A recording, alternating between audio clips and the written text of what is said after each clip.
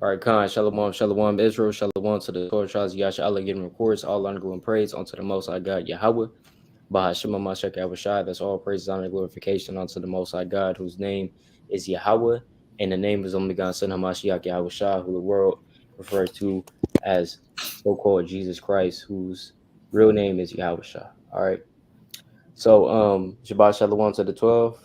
Another day of praying, fasting, or it's like not fasting, studying, doing the work of the Most High, congregating with like-minded individuals that are in the truth. So, Shabbat Shalom. It's Brother Yashala. Bruce, all right. Brother, you want it done? Khan. So, we're going to get straight into this. All right. We're going to get straight into this through the Spirit. Another Friday night live, all praise to the Most High, another Shabbat, man. So, and we're going to kick it off with basically going into Babylon the Great in prophecy. All right, Babylon the Great in prophecy, going through certain precepts in the scriptures that talk about Babylon, and both in the Old and New Testament. And you have to understand that the Most High does use similitudes. He does talk in metaphors, and what you read on paper is not always what's explicitly meant. Sometimes you got to dig a little deeper to understand exactly what the Most High is talking about. All right.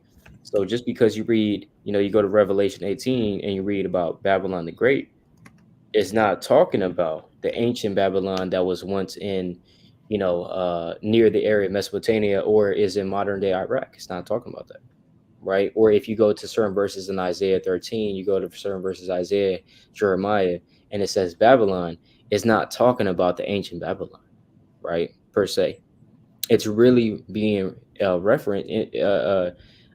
pointing towards a Babylon that would be on the earth in the near future, all right, or in the distant future, depending on how you look at it. So we're going to kick it off with the book, right? Of let's just kick it off with the book of Second Kings, chapter 4, all right, verse number 22. All right, let's go to Second Kings, chapter 4, verse number 22. Right, through the Spirit. Shoot. All right, whoever got it, the Spirit, read that. It's Second Kings chapter 4, verse 22, and it reads, And she called unto her husband and said, Send me, I pray thee, one of the young men and one of the asses, that I may run to the man of God and come again. And he said, Wherefore wilt thou go to him today? It is neither new moon nor Sabbath. And she said, It shall be well. Gone. So, we bring this precept out to say that a lot of the times, the people of the Bible, the people of Israel, would inquire the Most High upon the new moons or the Sabbaths. All right. So that's what we're doing right now, right? We're going through the precepts, we're going through the prophets, and we're reading the prophets as we read in Acts chapter 13, reading the prophets, the voices of the prophets that are read every Sabbath day. All right. So the prophets will be read or would be inquired about, all right, on the Sabbaths and on the new moons. So that's what we're doing right now. That's why we also go out in the highways and byways and try to teach our people and go through the Bible, go through the precepts upon the Sabbath. All right, through the Spirit. So yeah. So let's go to and also one quick thing. Let's go to Hosea. Right. It's been a while since I pulled this. All right. Let's go to Hosea chapter 12, verse number 10. All right. Let's go to Hosea 12 and 10 to kind of establish. I know I did quote it, but we're going to read it. We're going to establish this. Yeah, Khan, you got it. This is Hosea chapter 1. So this is Hosea chapter 12, verse 10, and it reads, I have also spoken by the prophets, and I have multiplied visions and used similitudes by the ministry of the prophets. Khan. So the Most High said he has multiplied visions, used similitudes by the ministry of the prophets. So the Most High uses similitudes, right? He uses metaphors. He uses similitude. He uses similes, right? He uses a lot of literary devices. That's what they're called, literary devices. He even uses foreshadowing, all right? So the Bible is not just some, fictional Narnia book, man. It's literally filled with a lot of similitudes, metaphors, double metaphors, right? Foreshadowing, right? An anti-hero, all of this stuff that you learn about in school and the literary devices that you read about and you learn about in school is literally found in the Bible. All right. So we're going to go through these things and we're going to show how there's double to that which is in the Bible. All right. One more precept on that to establish the context. Let's go to Job 11, verse 6. For the spirit, right? It's double to that which is, man. All right. This is Job chapter 11, verse 6. It reads, "And that he would show thee the secrets of wisdom, that they are double to that which is. Know therefore that Yahweh is that of thee, lest than thy iniquity deserve it." To the secrets of God, they're double to that which is. All right. Meaning that there's double meanings to it. All right. It's double to that which is. There is a second, way to break it down, a third way to break it down, a fourth way. You know how many precepts are double fold, triple fold? It's a lot of precepts like that. It goes into this, it goes into that. There's even such thing as called a double prophecy, right? Isaiah, his son, going into his son eating honey and milk, that he's going to be fed honey and milk. That's a double prophecy, and his name shall be called Emmanuel. That's a double prophecy. It's not just talking about Yahweh Shah, but also in reference to Isaiah's son. You know, so there's such thing as double prophecies as well, and we're gonna go through that. All right, in terms of Babylon. So, do brothers have anything on that? If not, we can move forward to the topic. I got a precept. Come on. It's 2 Peter chapter 1, verse 19. It says, "We have also a more sure of prophecy, whereunto ye do well that ye take heed, as unto a light that shineth in a dark place, until the day dawn, and the day star rise in your hearts." So, like the brother is saying, hey, we have having a short prophecy. It's the Most High have put a things into place. These things are a well spoken of all through the precepts. So the prophecies of a Babylon, like the topic of today, eh, it's just a short thing because the Bible articulated very well, and you just gotta read through the precepts, right? Pecan. I got a precept. Uh, Can you go to the book of Titus, chapter 1? Con, Titus 1. Got it. Titus chapter 1, and I want verse 3. Right. It says, but hath in due times manifested his word through preaching. Right. So the Lord manifests his word through preaching, and that's kind of what we're doing through the Spirit. We may not be out in the highways and byways, but we still preaching. We teaching the law, statutes, and commandments. We teaching more of a breakdown, through the precepts, and getting that full understanding of what's to come. Right.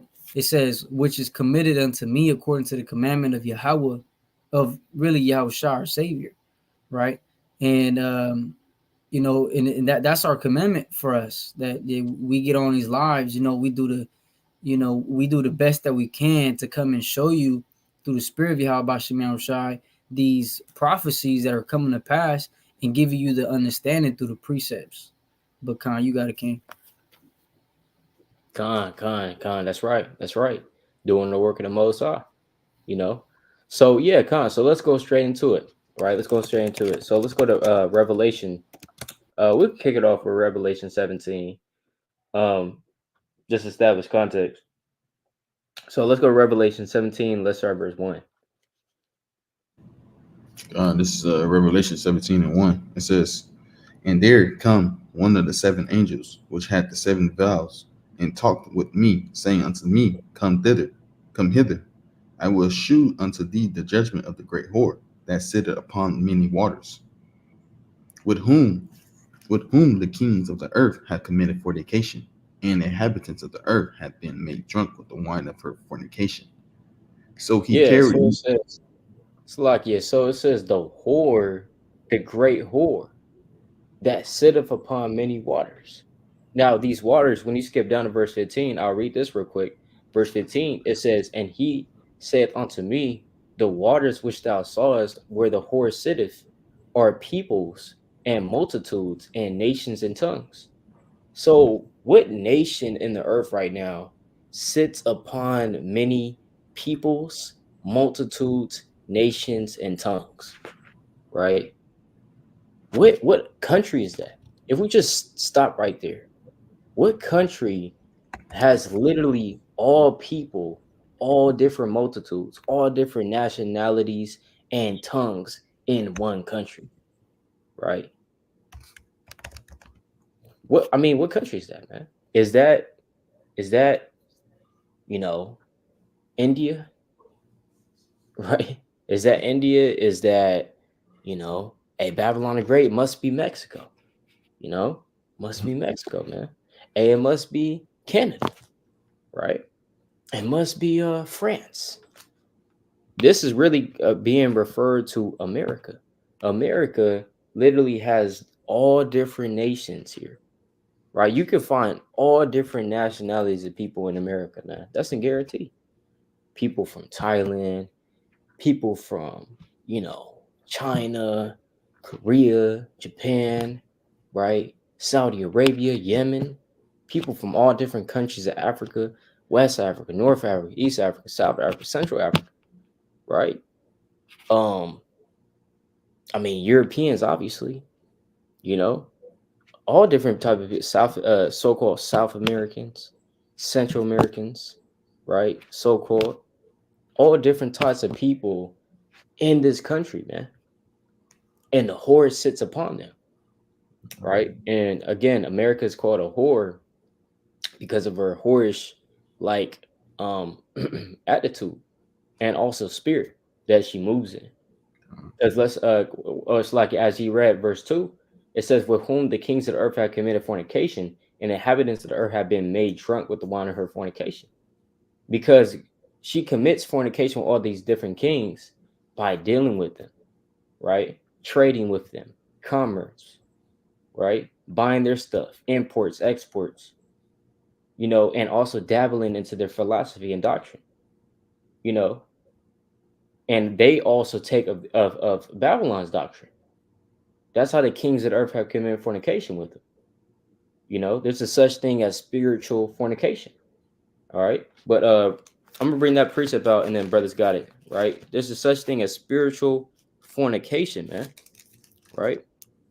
So I'm gonna get that real quick. This is a book of man, it's been a while. Oh yes, like it's right here. Right? This is a book of Wisdom of Solomon, chapter 14, right? And verse number 11. It says, therefore, even upon the idols of the Gentiles shall there be a visitation, because in the creature of God they are become an abomination and stumbling blocks to the souls of men, and a snare to the feet of the unwise. For the devising of idols, right, meaning like the making and the worshiping of idols, really is what it's talking about, was the beginning of spiritual fornication, and the invention of them, the corruption of life, right? Then people's lives started to be corrupted by the devising of idols, right? Making of idols, shaping it, right, in a particular manner, making shrines, making idols, making the golden calf, right, that our forefathers worshiped in Exodus chapter 32, you know, that was the beginning of spiritual fornication. So this is the fornication that it's talking about. All right. And then, again, if you just read this in just a plain manner, you're going to be like, wait, hold on now. This is talking about a nation, but this must be talking about a woman, because how can a nation commit fornication? I thought this is like a one-on-one act, right? So again, if you just reading this plainly, you're not going to understand, right? How can it says the kings of the earth have, so it must be talking about one particular woman. But how can a woman sit upon water? And then she's sitting on the water. See, so now, if you don't go through precepts, you're not going to understand it, right? But yeah, come, brothers got it. Nah, kind of brother hit it on the nail perfectly, man. See Hey, that? you know, United States, man, they deal with everybody, man.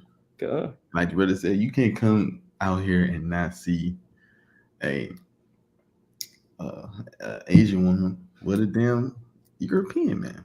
She'll be with a European man. You like, what the hell's going on?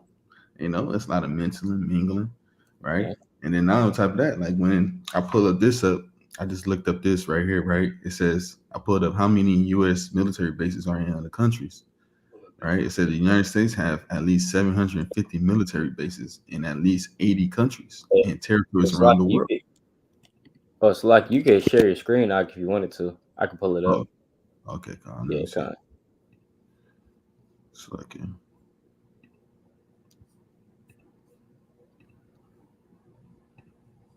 Let the people see what you referring come, to. If you wanted to. come. All right, brothers can Okay. see. Yeah, Come. come. It says the United States. How many U.S. military bases are in other countries? It says the United States have at least 750 military bases in at least 80 countries and territories around the world. Right. So, like the brothers going to a literally America is literally in every nation, digging in everybody nation, feeding them what the so-called democracy, right? So-called democracy, and that's why this a lot of these nations be getting jammed up in a lot of ways, right? I want to bring this precept out. This is the Sirach chapter 26 in verse 12. It says, she will open her mouth as a thirsty traveler when he have found a fountain. That's literally the spiritual sense. That's literally Babylon. That's literally United States. When we go out there and travel, that's why all these so-called wars was popping up.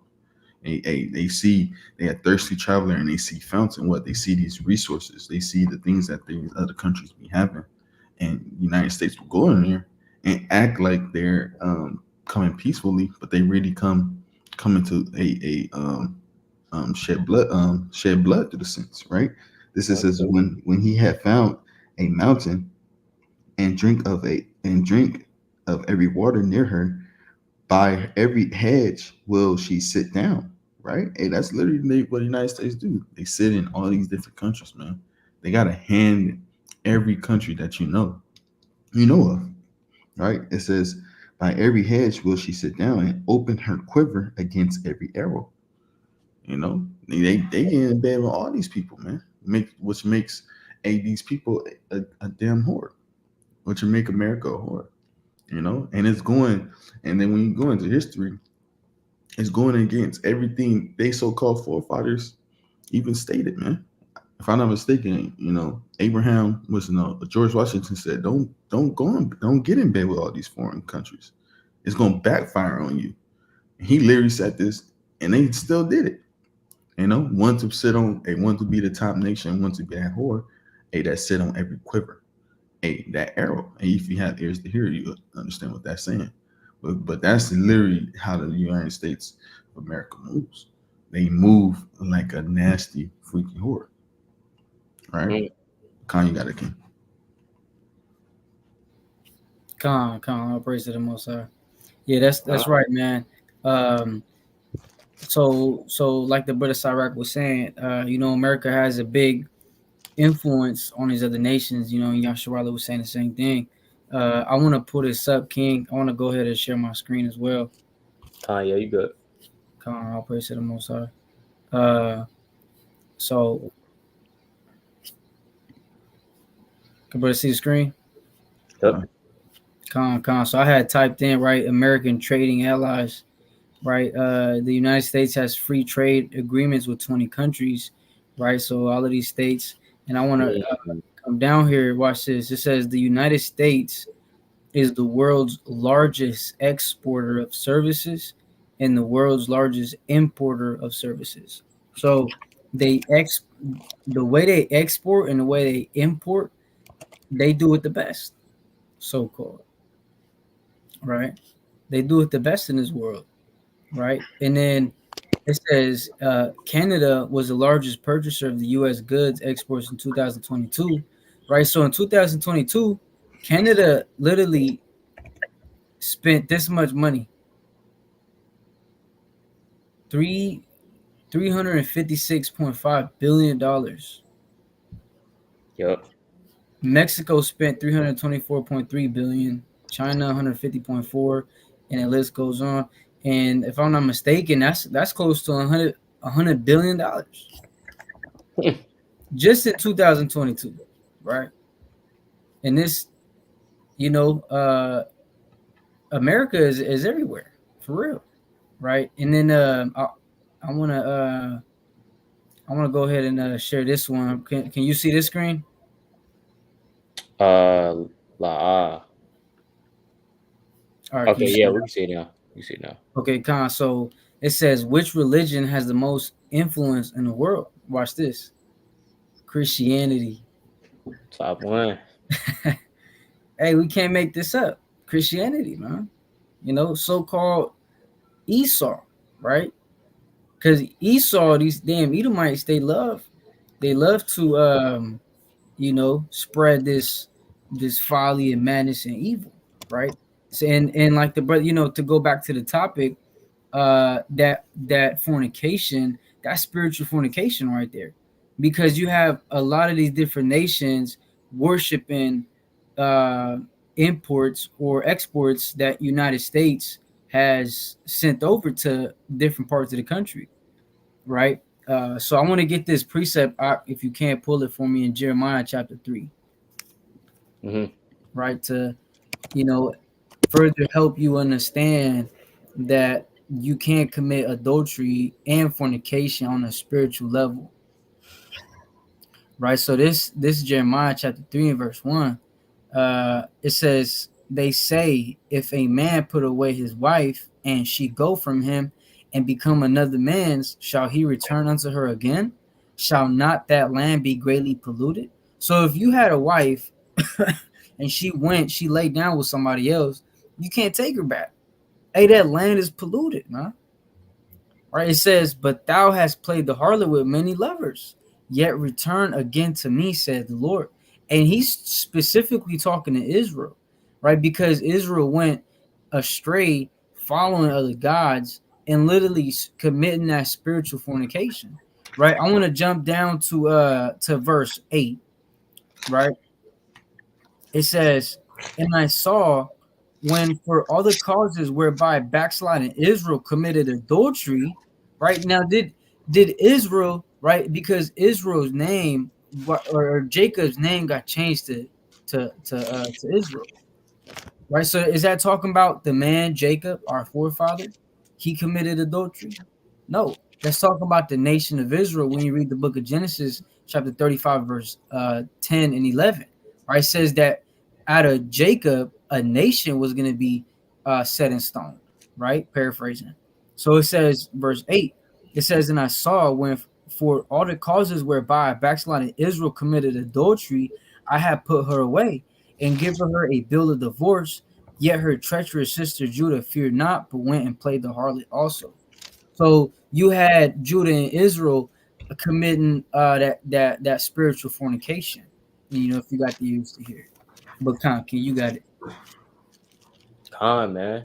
And that's exactly right. That's exactly right. And I did want to pull a preset what the brothers were saying as well. It had popped into my mind is Revelation 13, right? Because again, America deals with all these nations, and how do they deal with them? In all manner aspects, military, trade, commerce, also imports. America imports a lot of stuff. You know, yeah. What's that? What you selling? Yeah. Let me get that. Right. Let me get like 300 million orders of this. Right. Not 300 million, but hey, let me get a million orders of these. Right. We're gonna sell these. You know, and kind of tax the people on them. But yeah. Kind of buy these. Right. America consumes a lot. America is the number one consuming nation. What does that mean, man? That means that America is very rich, has a lot of money. Doesn't mean that the average person has a lot of money. It just means that the nation as a whole, the GDP, right, is very great. Is the greatest in the world as of right now. All right. But let's go to Revelation 11, I mean, it's like 13, verse 11. It says, oh, you got it, huh? Kind of Revelations 13:11. It says, "And I beheld another beast coming out of the earth, and had two horns like a lamb, and spake as a dragon. And he exercised all the power of the first beast before him, and caused the earth and them which dwell therein to worship the first beast, whose deadly wound was healed. And he doeth great wonders, so that he maketh fire come down from heaven on the earth in the sight of men." You see that? It's talking about America, man. Another beast coming out of the earth, and he had two horns like a lamb. Lamb, right? A lamb comes very, what? Modest, Docile. docile. So a lamb is not, when you think about a lamb, you're not like, oh, okay, yeah, you're not really scared of that, right? Because a lamb comes, oh, just like how America comes in a nation. We're here to help, right? We're here to save you guys. You know, World War II, they always tell you what? America came in, right? They came into the war. They didn't want war at first. But hey, Japan, Pearl Harbor, all right, we're getting in there, right? We're getting in the war. We got to protect our nation. We got to save the bad. We got to save the world and kill the bad guys, right? That's how America paints World War II, you know? And they came into Europe. They came in. They fought on the Eastern Front. They fought on the Western Front. Into the Pacific Ocean, the Solomon Islands. They're putting up the flag. You know what I mean? Hey, guess what? So, that's what America says about World War II. All right. In Germany, they paint a whole different picture about the history. So, the history is always one. The history, history is always written by the winners. All right, never the losers. And so, that means that we only know what they tell us. All right, truly. But nevertheless, America comes in like a lamb. They come in a docile, saying, "Hey, we're here to help," and they speak very sweetly onto you. And those two horns is their disguise, is their strength, right? Which is what democracy, right, and Christianity, the Christian morals, right? Not every American is Christian, but America, right? Their morals, their laws, and literally, like when you study the laws of America, was heavily influenced by what? Rome, but also the Bible, the Ten Commandments, right? They took a little bit from the Ten Commandments. They took a little bit from the other commandments within the law, right? And then they kind of incorporated that into their own laws. They took a little bit from other sources as well. And they took a lot from Rome. They took a lot from Greece, you know? But they literally tell you, yeah, we took some things from the Ten Commandments. We took some things from the Bible, you know? And again, America was established as a Christian nation, not like Britain, in which the government, they separated church and state. But I'm saying more so in terms of the principles. Most people believed in the Bible, right? The pilgrims and whatnot, right? The so-called founding fathers, right? They believed in, the so-called, they so-called believed in the Bible, which is really disguised as, Christianity. They really believed in the Christianity aspect of it. All right. So, many people are Catholics, the Germans, Catholics, or, you had the Protestants coming over here. A great number of Americans are Protestants, right? You had the Baptists, the evangelicals, the damn, Lutherans, the damn, stemming off from them is the Jehovah's Wickedness and, you know, uh, Mormons, right? So yeah, come. But it says what? And he spake as a dragon, man.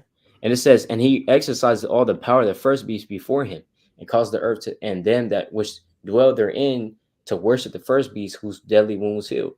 So again, he exercises the power of the first beast. The first beast is really talking about Rome, right? And the revised Roman Empire. That's really what it's talking about. he exercises the power of that. And Rome was a very powerful nation.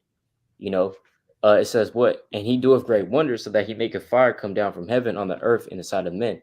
Although it's not going to say literally Babylon, we know in the spirit it's talking about Babylon, because Babylon is America, right? And you reading these precepts in the spirit, it's going to identify. It's really going to identify one nation, which is America. All right. But it says that he maketh fire come down from heaven on the earth inside of men. Did not America come out with the atomic bomb, the nuclear bombs, right? ICBM missiles, you know, the mother of all bombs, Moab, right? You know, as you read about in Revelation chapter 8, verses 10 on down, a great ICBM missile hitting the earth. But yeah, come on, brothers, got it. God, I ain't think else. Come on. You want to think you had something? Loud, Ken, you got it. All right, come on. So let's keep going on that, right? It says, verse 3, you got out. Con, this is Revelation 17 and 3. It says, and read, so he carried me away in the spirit into the wilderness, and I saw a woman sit upon a scarlet colored beast, full of names of blasphemy, having 7 heads and 10 horns. And the woman was arrayed in purple and scarlet color, and decked with gold and precious stones and pearls, having a golden cup in her hand, full of full handful of abominations and filthiness of her fornication. And upon her forehead was the name written, Mystery, Babylon the Great, the mother of harlots and abominations of the earth. Con. That's right. That's right. So it says there's a lot to unpack there, but we're not going to go too in depthly into this, right? So it says a woman sit upon a scarlet colored beast, a scarlet colored beast, having full of names of blasphemy, having 7 heads and 10 horns. Scarlet, okay, in the ancient world, you have to understand scarlet is not just some material that's easy to be found. All right. You know, scarlet, this was, you know, the clothing of kings. All right.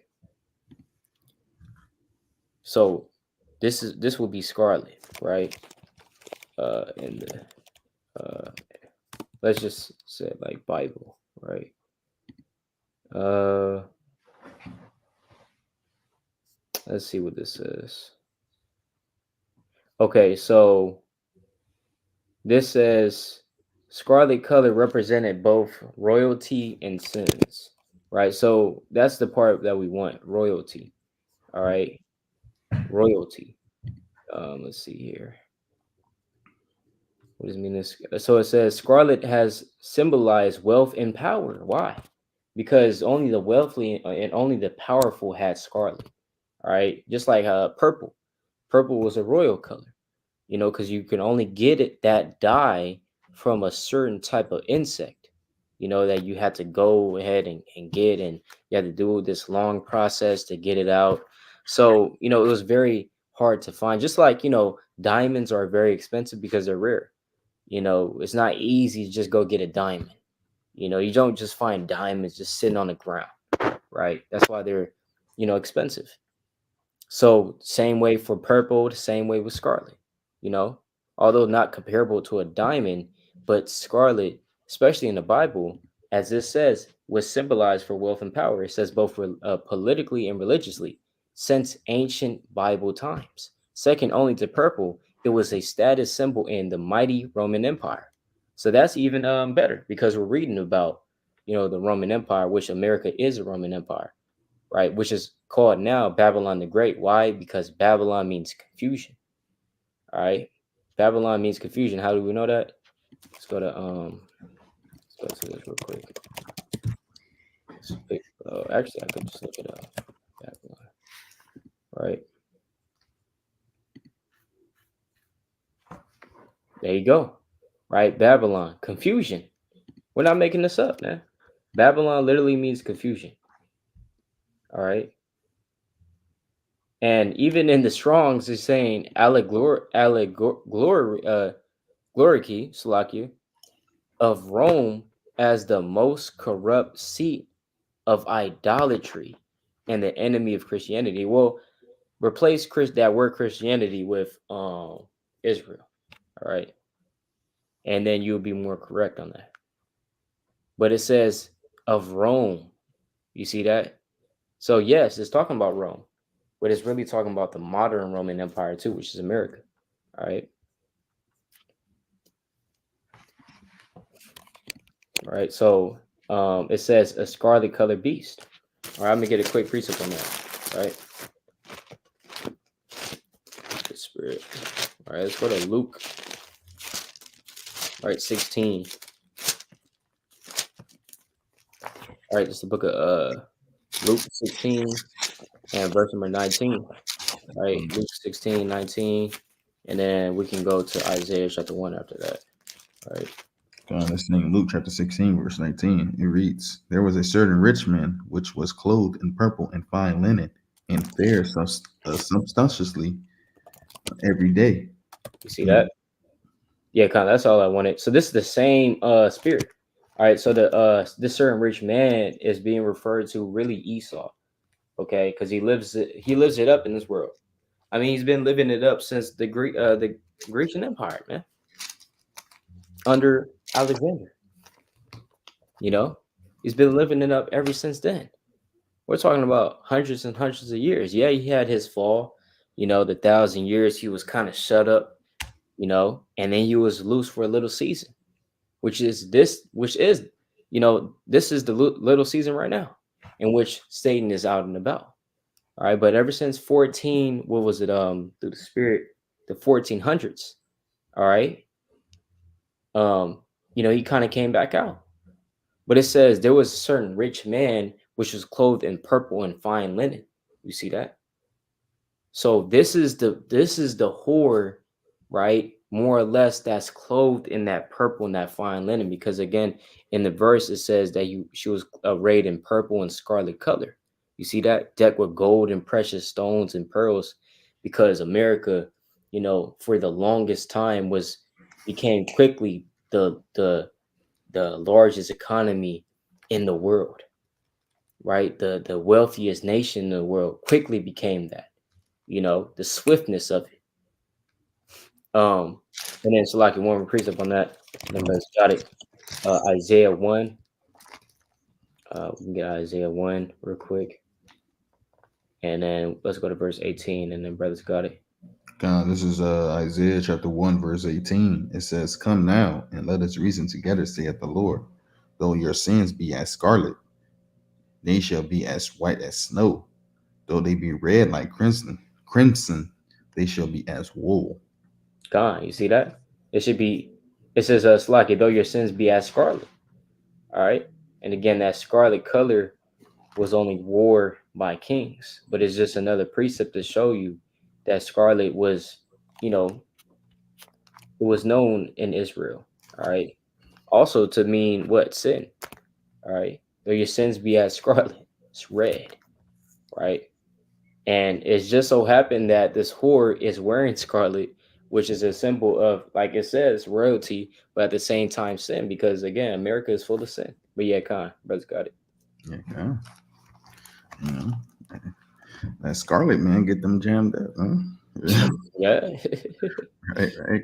And like the brother was saying, a scarlet means um it can mean plethora of different things. It's just a symbol of, like brother was going to, empowerment, you know. Mm, Um like the power of their democracy, the power of their religion, the power of their doctrines, all these things is what plays into what dictates how so-called this America moves, right? But this is a precept. This is Daniel chapter 5 and verse 6, and it reads, the king's countenance was changed, and his thoughts troubled him, so that the joints of his loins were loose, and his knees smote one against another. Right, verse 7.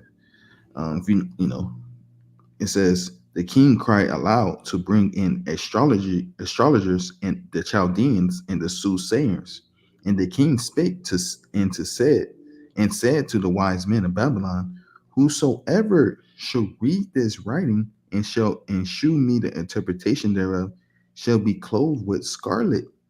in a chain and have a Mm, chain of gold about his neck, and shall be the third ruler in the kingdom. So, like the brothers was going to a that scarlet was a high status color, man.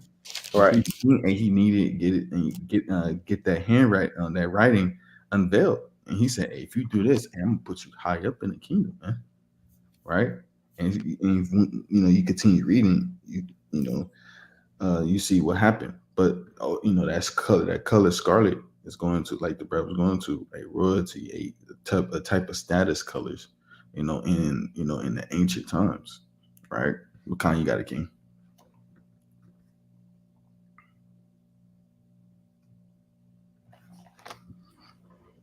I think you wanted those gone.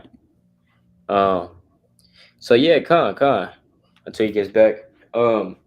Yeah, Khan. So we understand that that scarlet and that purple was the symbology, was worn by kings, all right, and rich individuals. And we understand America is no doubt America is a very rich country compared to others. Yes, certain parts of America look horrible, right? In fact, I argue that most of America looks horrible, right?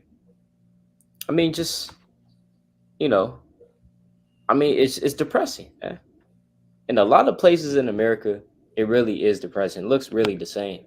You know, you got a whole bunch of electric poles, street lights, you know what I mean, roads, and then you got McDonald's, gas stations.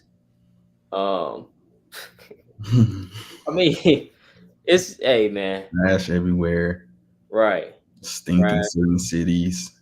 right. Sin cities, It's just it get run down, man. It look run down in certain areas, man. yeah, You could tell America, they choose where they build that, in a sense. You go to the east side part, man, the east side. It's like it's like a trailer park, man, with houses on it. You know, dirt everywhere. Houses not being built no more. Vacancies everywhere. And I never been outside the country. I know my brother got shot. He could attest, like, you know, the differences. So it's like I know what the states look like. It's run down, man. yep, You know, homeless at an all-time high. Don't make sense.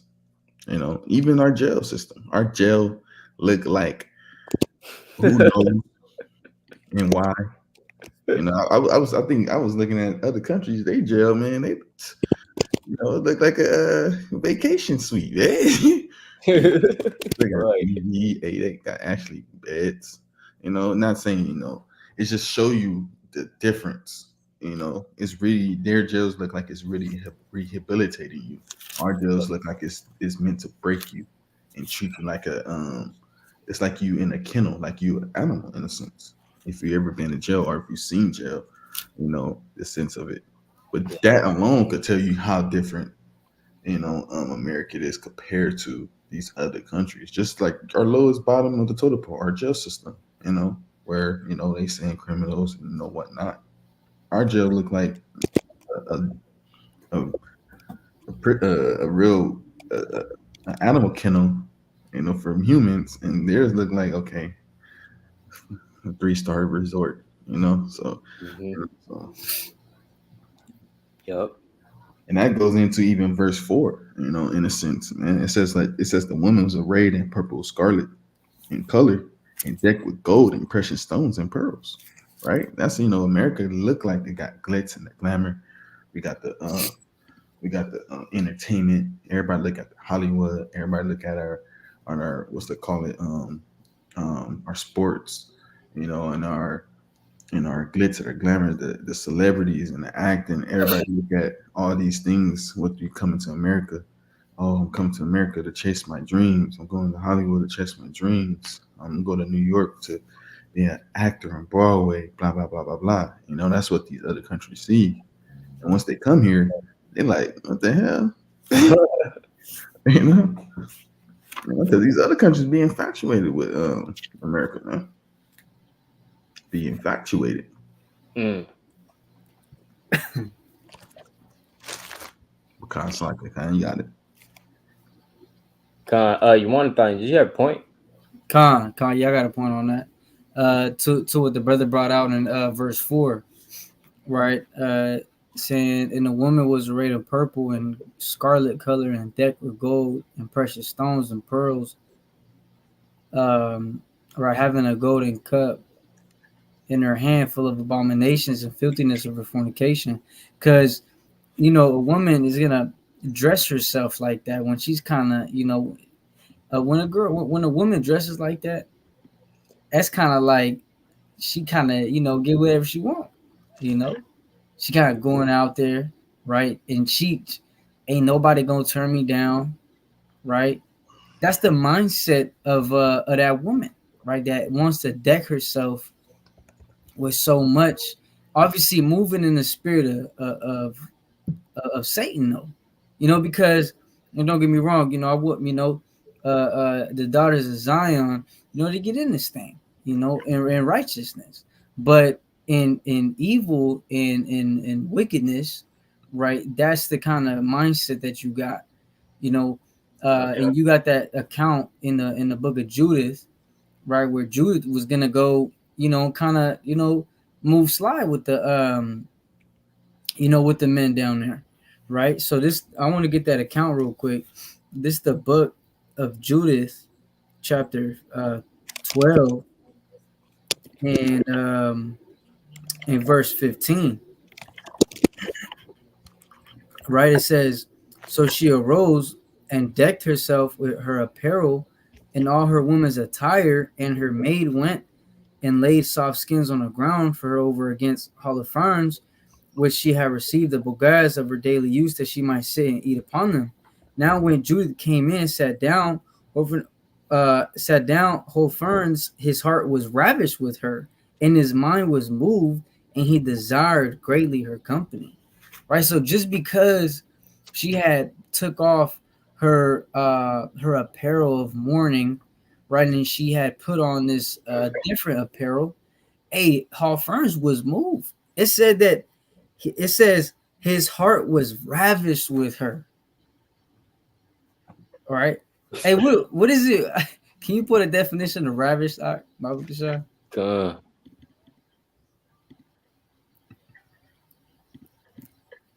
Says oh yeah, right here.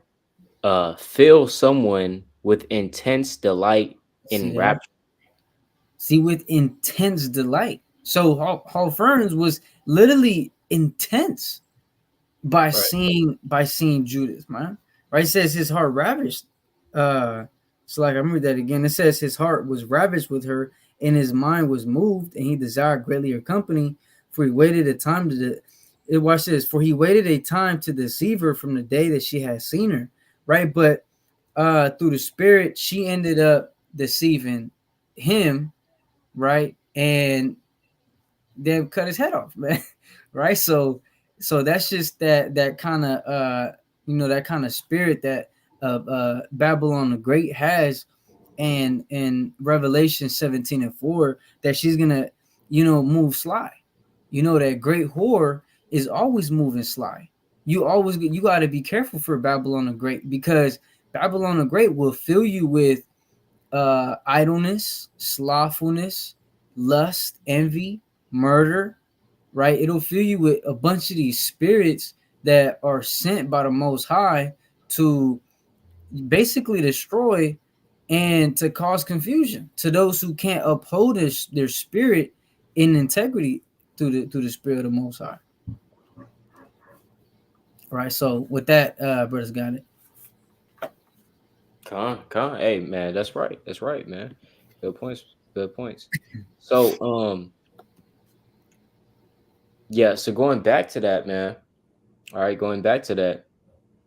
Yeah, America's, like I said, hey, like we were saying, America's a very rich nation. All right.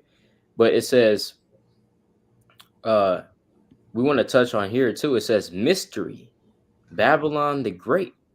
And why is it a mystery? Well, because everything is a mystery in the Bible, man. To those that is hidden to. Right. Let's get second Corinthians. All right. It says Second Corinthians. Last time I checked, The Lord said, "Let him that have wisdom, right, declare the number of the beast." All right, let him that have wisdom. So you need wisdom to understand. Okay, when you're reading this chapter, it says mystery, right? It's a mystery because it's not revealed to every single person, right? Therefore, it's a mystery. It's a secret. We can pull precepts on that too. But let's go to 2 Corinthians 4, verse number 3. Uh, the 2 Corinthians 4:3, and reads, "But if our gospel be hid, it is hid to them that are lost, in whom the God of this world had blinded the minds of them which believe not, lest the light of the glorious gospel of Christ, who is in the image of God, should shine unto them." Yeah, con. So Satan obviously has blinded certain people with seeing the truth. Certain people believe that Babylon is talking about the Vatican. Some people that say that the Babylon the Great is talking about the whole planet, right? Which doesn't make any sense at all. How can Babylon the Great be the planet when it commits the nations commit fornication with Babylon, but Babylon is the nation are the nations. Mhm. Mm. Make that make sense, man. I didn't know the Most High was a schizophrenic, person, because that doesn't make any sense. you know. So the Vatican, I don't see where they get the Vatican from, right? So so everybody deals with the Vatican apparently, right? The Vatican is very rich. So basically, the Vatican has more power than America, right? But America literally, as a brother pulled, militaries in what was it, 200 countries, right? All right, let me pull it back up. Yeah, but the Vatican has more power. You know, the Vatican has more money than America, right?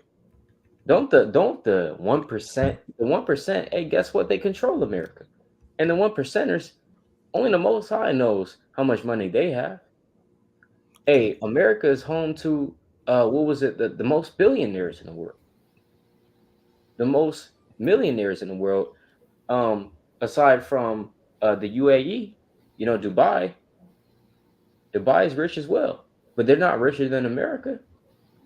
You know. But yeah, come, you got it. Kind of, it's at least 750 military bases. See that in All right. all these different countries, man. Uh, Right. So, but the Vatican is Babylon. Doesn't make any sense, man. All right. Salakia. Yeah. I just want to make that point that about this money is that they print the money, Mm. so they can print literally as much money as they can or as much money as they want. But here we are, damn, working for the money. Yeah. Right. You know, Yeah. No. Exactly, man. Exactly. Right. And therefore, you know, we understand fully. Okay, Babylon the Great has to be talking about America, and there are a number of people that believe that Babylon the Great is America. That's not necessarily in the truth, right? Because I mean, hey, if you got the Spirit upon you, hey, it's evident. It says mystery, Babylon the Great, the mother of harlots and abominations of the earth. You see that? Come on now, man. The mother of harlots and abominations of the earth. And this is not just talking about physically. You know how many people eat abominable food in America, right? Go down to New Orleans, man. You know how many people was eating shrimp, lobster, crab every single day over there, right? Do you know how many people are eating damn alligators down there, right? Damn alligator, put it on the grill, you know. Hey, you go to other places. Some people eating possums. Some people are eating obviously pork, right? But hey man, hey Moab over here in Cali selling you rat soup, you know? Yeah, yeah, yeah. Hey, chicken fried rice, man.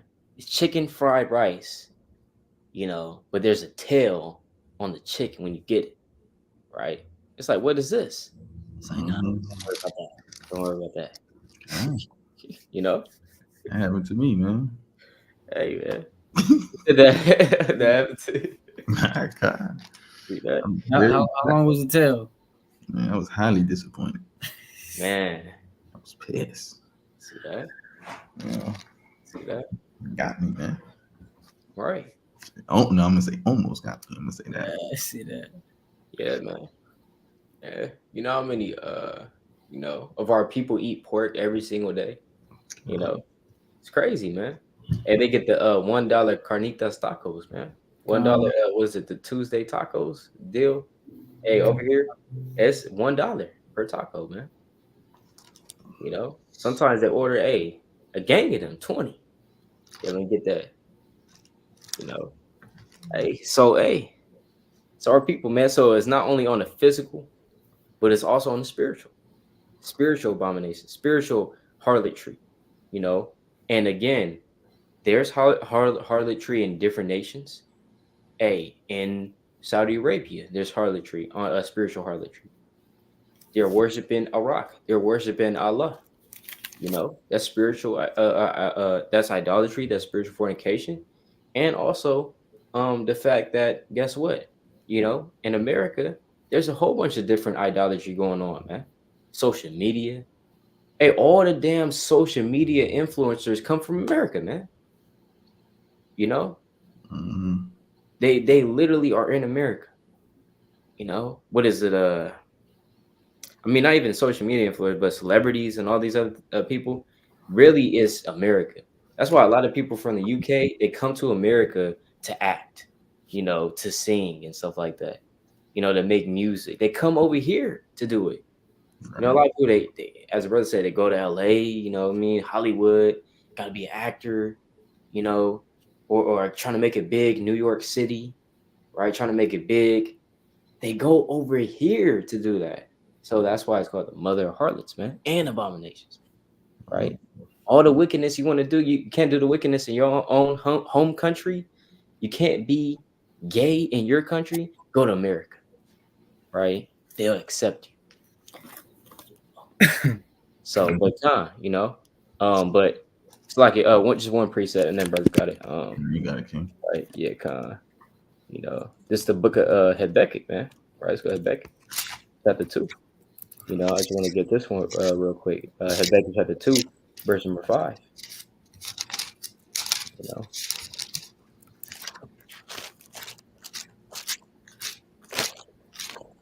This is Beckett, chapter 2, verse 5, and it reads, "Yet also, because he transgressed by wine, he is a proud man, neither keep it at home, who enlarged his desire as hell, and is a deaf, and as deaf, and cannot be satisfied, but gathered unto all him all nations, and heap unto him all people." you see that? So it says, he transgresseth by wine and is a proud man, neither keepeth at home, who enlargeth his desire as hell, and is as deaf and cannot be satisfied, but gathereth unto him all nations, and heapeth unto him all people. Man. All people.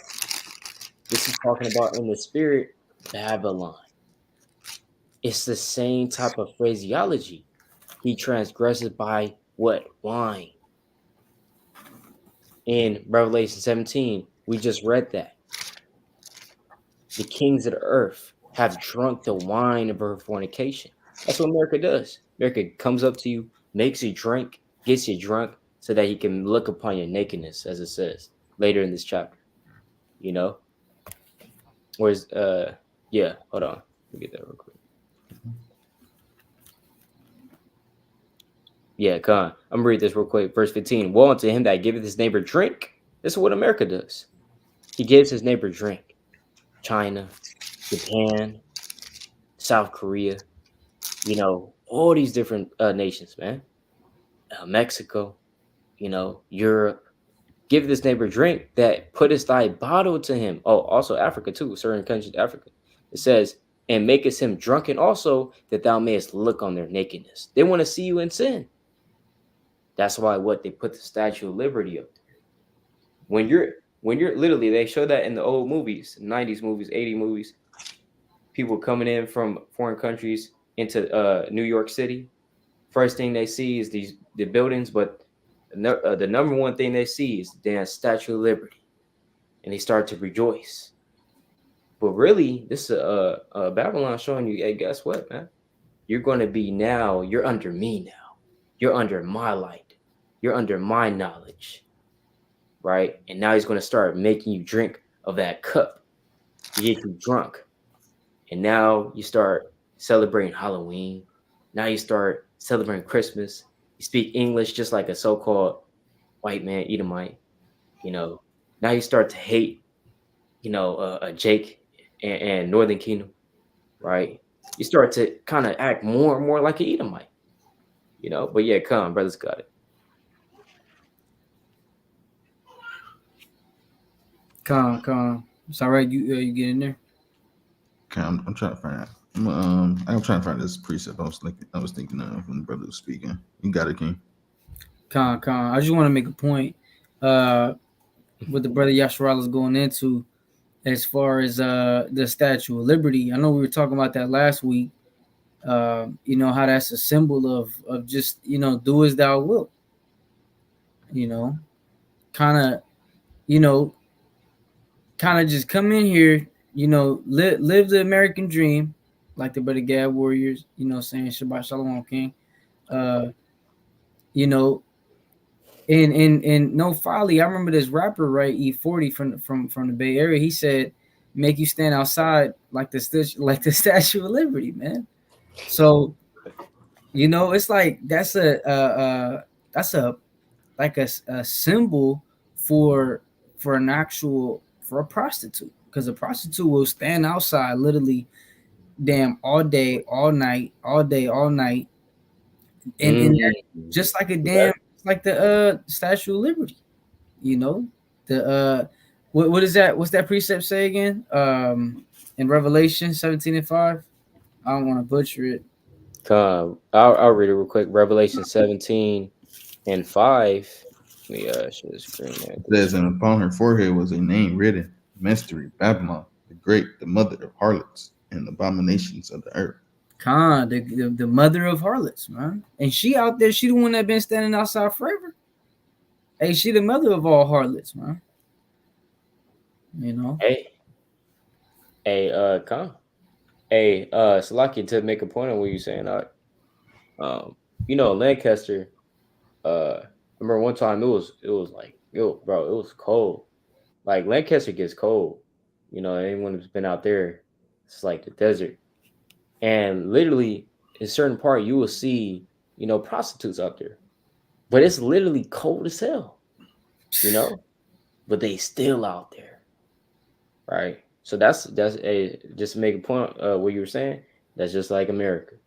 They'll go through snow, rain, sun, don't matter. But Khan, you got it. Nah, I was gonna say it, but I ain't gonna say it. See that? This is, Babylon, man. They, like they say, man. Hoes don't get cold, man. So they out there all day long, man. So out there all day, all night, man.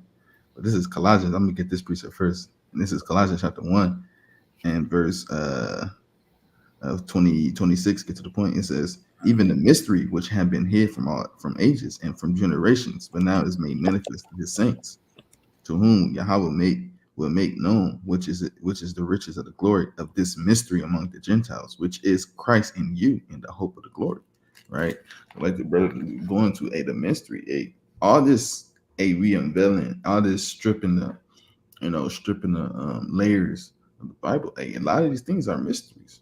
A lot of these things are these people never thought brothers like us would be ever teaching this or even know this.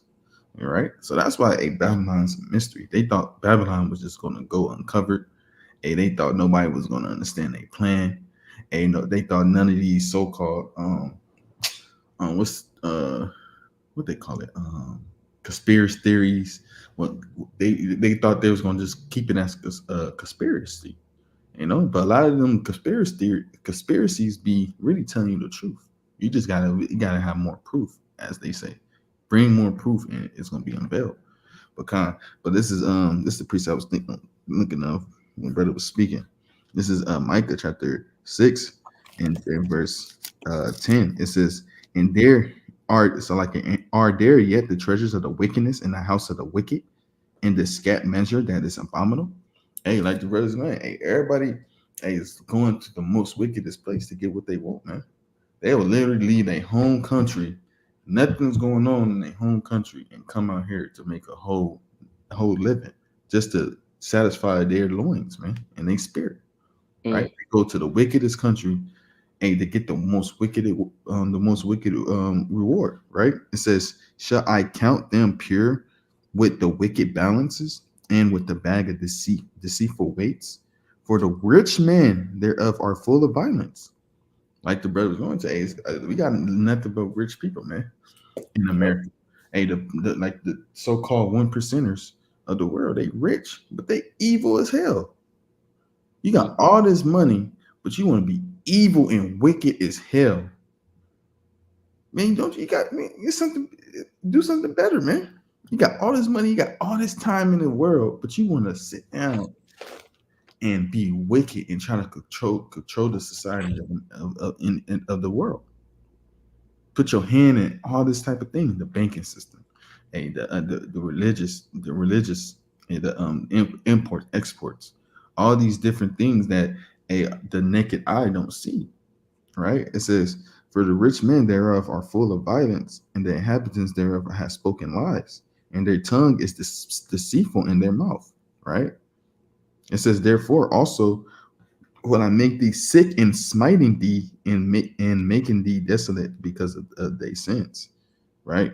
Because I'm gonna jump down to verse 16 is it says, verse 16, it says, for the statues of Omri are kept, and all the works of the house of the Ahad, and ye walk in their counsels, that I shall make thee a desolation, and inhabitants thereof are hissing. Therefore, ye shall bear the reproach of my people. Hey, literally, that's what's going to happen to America, man. Hey, they literally keeping a statue, a liberty, justice. They got that nasty white woman, a bearing that light for them. Hey, come be wicked with us, man. Come out here to America and go to the biggest, so-called biggest cities or states, and come be wicked, man. That's why you got these big old monuments and all these big old in these so-called metropolitan cities like LA. You got the Hollywood sign. New York, you got the damn Statue of Liberty. Um, so forth, so forth. Chicago got their own thing. DC got their own thing. All these different states that's prominent and got their own beacon to say, "Come here to fellowship with us, be wicked." You know. mm. Hey, this literally, hey, Vegas is literally called Sin City.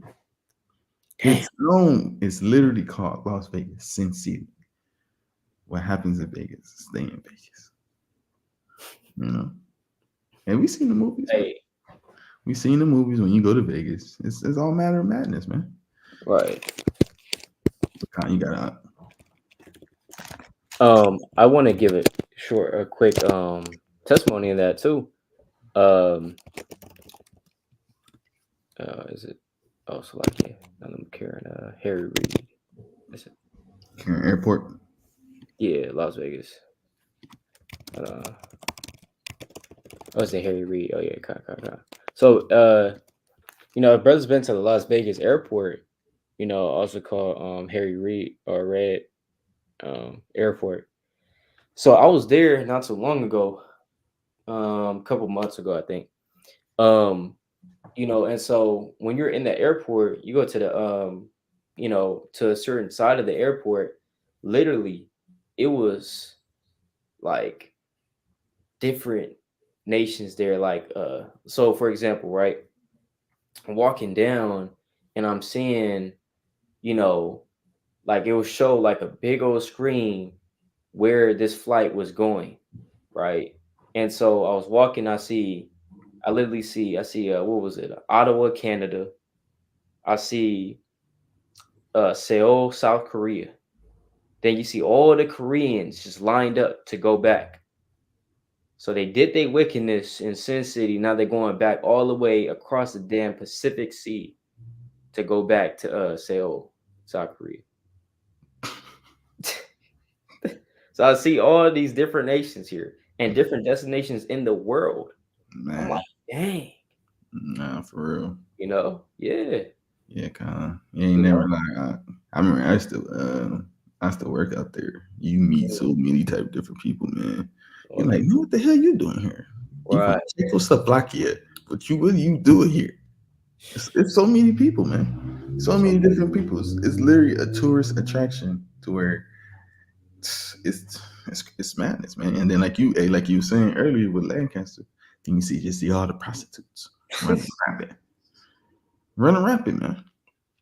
Because running rampant, ignoring Jake because Jake is trying to talk to him, but they want the white man. Next thing you know, you see her with a white man walking down the street, and you know what they about to do, huh? You know. And they even in Vegas, they had a billboard. Billboard said, they said, "All right, y'all graduated from high school. Hey, it's time to come down to the strip club, man. I Hey, heard it's about time. Hey, it's time to come to the strip." I'm like, this is crazy, you know. Hey, Vegas got the worst education out there as far as like graduates, because there's a lot going on out there. It's a lot of madness and wickedness going on out there. yeah, you would think that like places like Reno or Las Vegas or you know even Phoenix too. Phoenix, places like this is in the middle of nowhere, it's desert. They must, hey, must not much, it must not be a lot of stuff going on. Hey, man, it's a lot of wickedness that goes on. Mm, You yeah, know, mm, hey, man, come on. As a brother said, yeah, that's real, man. uh, Hey, it said Phoenix ranks like one of the worst places for dating. I read that article not too long ago. You know, mm, one of the worst places to date because it's just so much folly going on. In the middle of nowhere in the desert, right? yeah. Nothing better to do, a lot man. of people get man end up missing. See that? Nothing better to do. Yeah, But kind of. but we know how Vegas was even established, though. It was built off wickedness, man. Built off wickedness, gone. Mhm. Right. Literally. So, You know. con. So I did want to pull a quick preset, right? This is the book of Revelation, chapter 18. I'll pull it real quick. Revelation 18, verse number 3. For all nations have drunk of the wine of the wrath of her fornication, and the kings of the earth have committed fornication with her, and the merchants of the earth are waxed rich through the abundance of her delicacies. So there's a lot of delicacies in America that you may not get in other countries. All right. And guess what? America came out with what? The cars, the street sweepers. And again, Jake had a lot to do with these inventions that, was world changing. That's, you know, that changed the whole world, you know. But, Jake's primarily in Babylon the Great, you know. We made certain things during slavery. We made certain things outside of slavery. But Esau took that and kind of, brought it as its own, right? And I mean, like I said, the street lights, street sweeper, cars, you know, the GPS system, you know, Mm-hmm. electricity. Mm-hmm. So all these things, it came from America, but it really came from Jake. But it came from America. It's like I should say, Jake's in America. And America took that and hey, guess what? Now he kind of brought it to the world. Yeah, yeah. So now he's showing everybody how to do it. And these are the delicacies that he comes with. He came to China. And guess what? Uh Pre-colonial China, right? So good. Watch this. Hey man, just in literally in the 1600s, this is how China was looking. In the 1600s and the 1700s, right? This is how it was looking, right? 1700s China, you know? This is how it's looking, man. This is the true Moab, right? The true Moab and the king, queen, it's like, was it The Zing Dynasty. Zing Dynasty, man. King Dynasty. Queen's whatever. All right.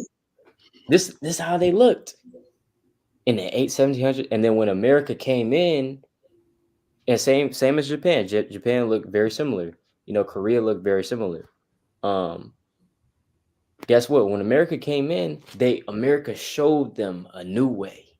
Kind of like, hey, you go to Acts chapter 18, you had Apollos, and then Priscilla and Aquila had to show them, a better way, and or like Paul, but I show you a better way. You know what I mean? Hey, guess what, man? That's how America came in. It kind of came in, so no, man. Why y'all living like this? Emperors? What the heck is that? Nah, man, you gotta have presidents and prime ministers, right? That's how America came in with the help of Britain as well. Mm-hmm. America had influenced them into doing that. Mm-hmm. Democracy, right? Hey, all this other stuff. Hey, so that's why Japan is the way it is, right? That's why South Korea is the way that it is, heavily influenced by the democracy of America during the 1950s, or primarily leading up to that during the Korean War. And so you had the North and the South. The North really stuck towards, the influence of Russia and China in terms of being more so communist, holding communist ideals. South Korea kind of held on to the democratic ideals by America, right? So same thing with Japan. They kind of held on to that, and so with the help of Britain, which is the mother of Babylon, pursuant to the book of Jeremiah, chapter 50, verses 14 on down, um, America came in and also heavily influenced Japan as well. All right. And even more so now, because now there's more accepting of gay people and all this other stuff, and, you know, the social media, the Instagram, and all this other stuff. So they're getting more and more like Americans, starting to kind of celebrate Halloween in certain cases, Christmas in certain cases, you know what I mean? Which they didn't do that before, right? So it's clear who Babylon is, you know. But yeah, come, brothers got it though.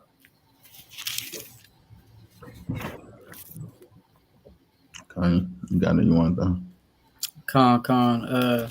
Yeah, no, that's right, man. That's right, because we are living in modern day Babylon. If you didn't know, you're living in modern day Babylon because we got a so-called, not we, but United States got a so-called Babylonian king. Which tells them what to do, and if they don't do it, you're subject to payment. If you don't pay, you're gonna get thrown in jail, straight up. Right? If you're not part of this system, and if you're not part of the way these things run here in America, you will get charged with, different accounts of, crimes. So in this world, right, you got a lot of that happening, but through the spirit, all praise to the Most High. He showed us that light, like the brother was going into. He showed us that mystery, right? When you read that Colossians 1:26, that's double fold, because the Lord did show us the mystery of the kingdom of heaven, but on another level, he did show us who that mother of harlots is, and us through the spirit, we're breaking down the precepts to help you understand that Babylon the Great is America, and that we living in this thing again, right? I want to get this in the book of Ecclesiastes real quick, chapter 1.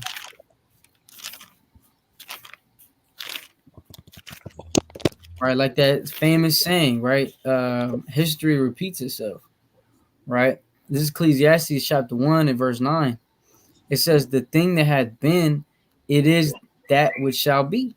So Babylon was back then, right? But Babylon is going to be again, right? It says, and that which is done is that which shall be done.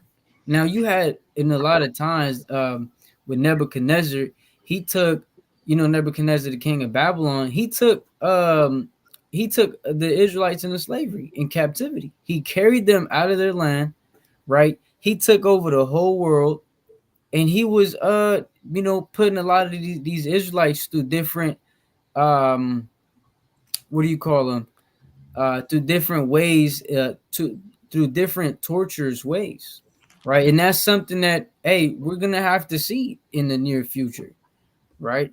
It says, and there is no new thing under the sun. Like the brother Yasharala was going into, America is a big influence on these nations because it hasn't even been what 600, 700 years, and you can see an empire build up so much to the point where now technology is everywhere, right? So these are these things that we got to see because the Lord puts it right in front of our faces. Right. I want to get one more precept real quick in the book of Matthew, chapter 13. Right. This is a beautiful precept that we can't ever get tired of reading, man. It says, this is the book of Matthew, chapter 13, and in verse 13. It says, therefore speak I to them in parables, because they seeing see not, and hearing they hear not, neither do they understand. So that's why the Most High had to speak the way he spoke in the book of Revelation, the whole book of Revelation, not just chapter 17, chapter 18, chapter 13, right? In all the book, really in every single book, there's some kind of parables that you may not understand, but that's because the Most High didn't make it plain to the natural man. That's why Esau and these other nations read this book and they think it's just like the brother said, a bunch of fairy tales and lollygags. Right? This is the book of life. This is the book of Yahweh Bashim Yahushai that he left us so we understand through the spirit what's really going on. And if you can't see that, well, it's only so much we can say. But Khan, you got it, King. Huh? God, I got a precept real quick. Again, is Proverbs chapter 6, verse 24. It says, "To keep thee from the evil woman, from the flattery of the tongue of a strange woman." That's Babylon, man. That great whore, man. And she ain't got flattering words, and she got a beautiful, so-called beautiful aura. You know, um, everything that Babylon perceive itself to be. It's so-called a beautiful woman, man. And people get what's it called? Mesmerized by the words of Babylon, man. All right, it says, "Lust not after the beauty in thy heart, neither let her take thee with her eyelids." That's how these other countries begin hoodwinked, man. Even us in this society, man. Once upon a time, hey, we was hoodwinked, man. Brothers wanted to be whatever they wanted to be, man, in the world, man. They wanted to be, however they wanted to be when they was in the world before we found this truth. Hey, we was lusting after the beauty of America, man.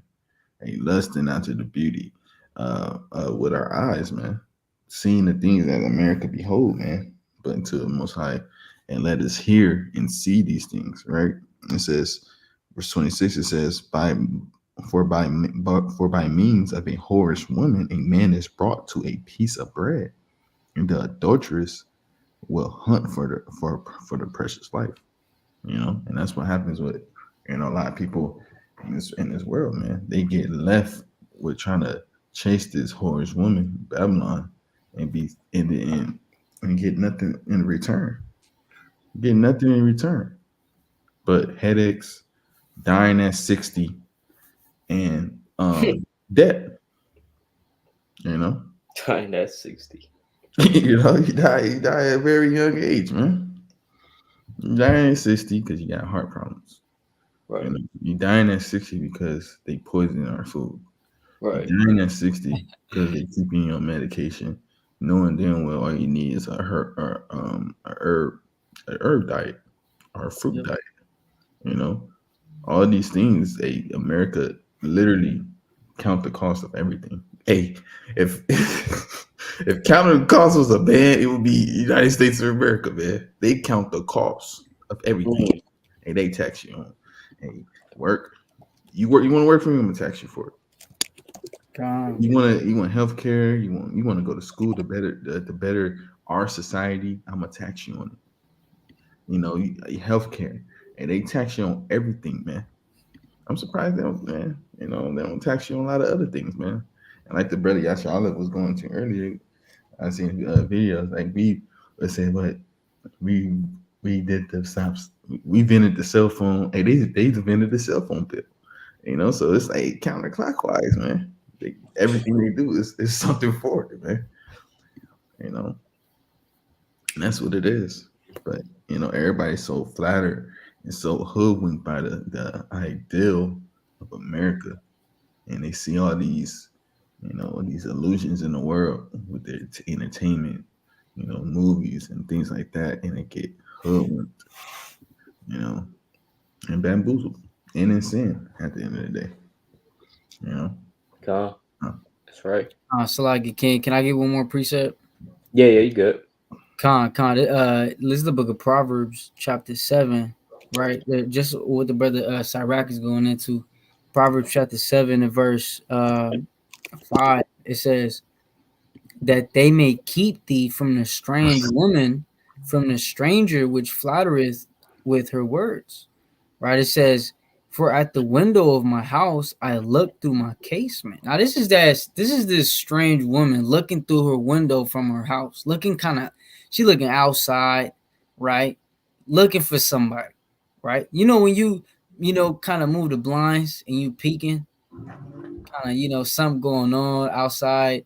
I know the other day it was a fight on my right outside my my crib, and I had to turn the lights off, man. Kind of peek through the window. I'm like, what's going on out there, man? I see Eve fighting Jake and fighting, slapping up Esau. So it was like, you kind of see, you see what's going on behind the blinds, right? It says, verse 7, and beheld among the simple ones, I discerned among the youths a young man void of understanding. And if you're void of understanding, hey, she gonna get you, man. If you are void of understanding and truth, she is gonna get you and she's not gonna let you go. Right? Um I'm gonna jump down to verse number 10. It says, and behold, there met him a woman with the entire of an harlot and subtle of heart.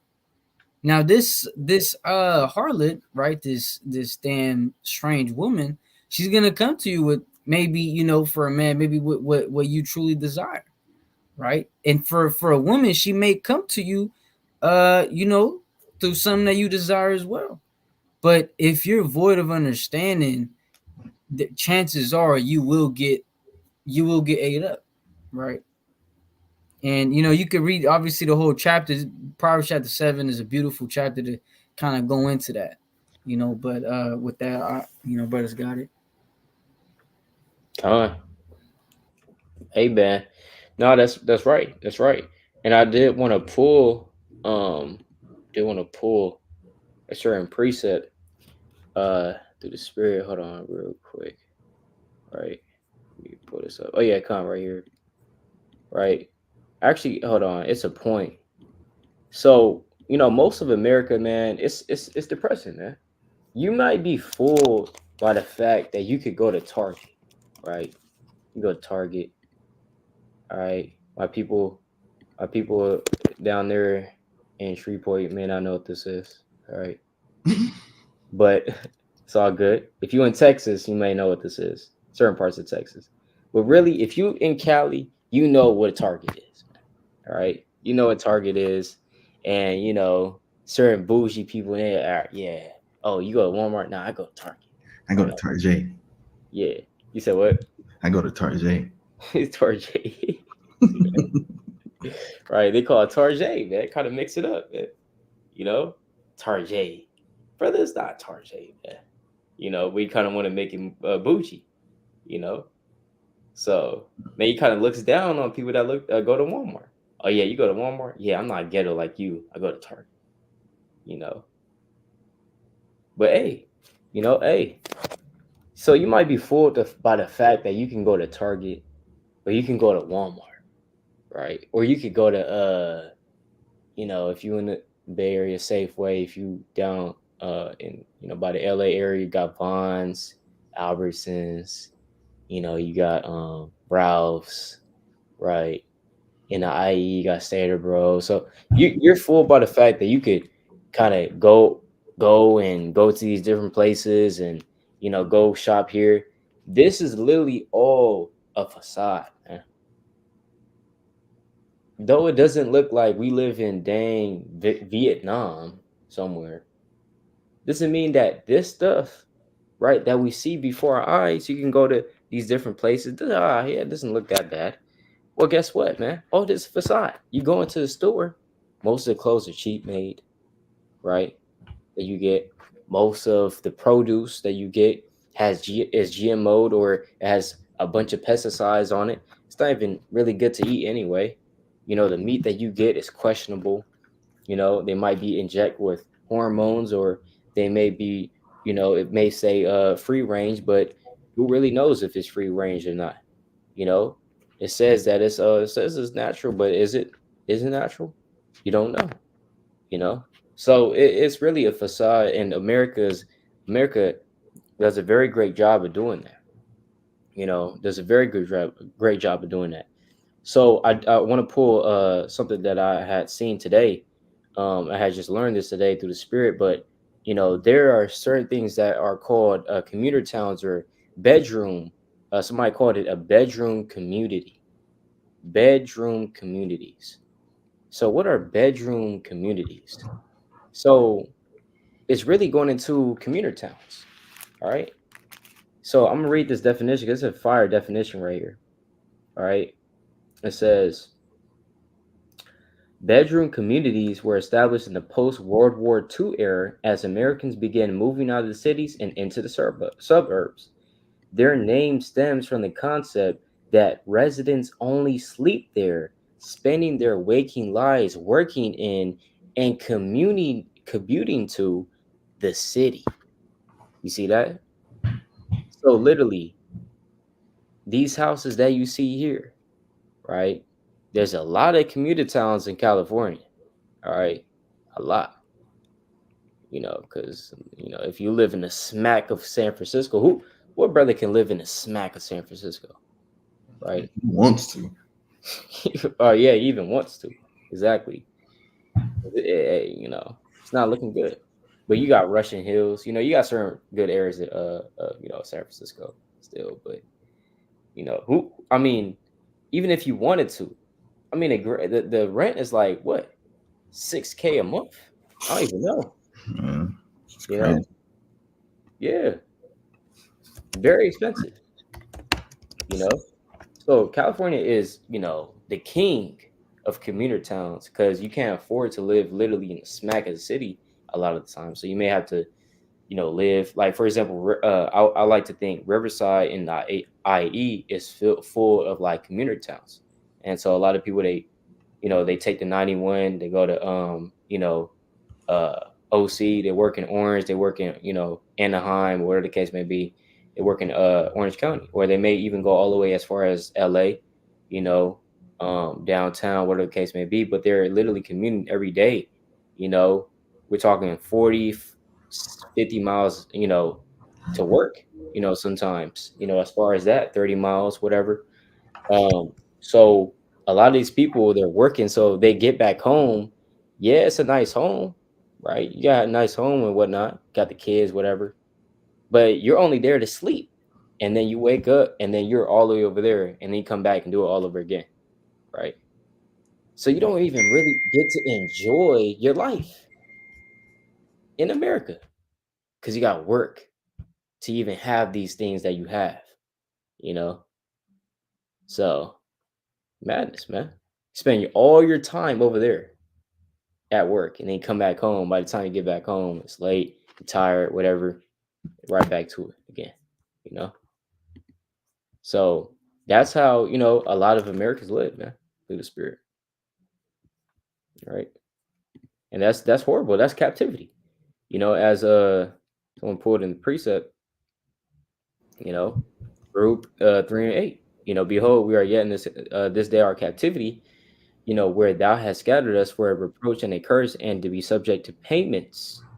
See that? And we're subject to payments, man.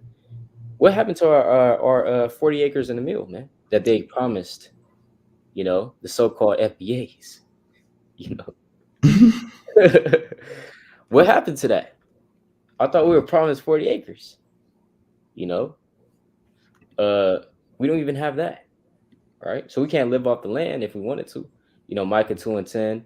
Rise ye and depart, for this is not your rest, because it's polluted. It shall destroy you, even with a sword of destruction. Exactly. This land is not our rest. We understand that. Brothers understand that every day they go to work. It's not our rest. You Mhm. know? So yeah, come. You got precept up.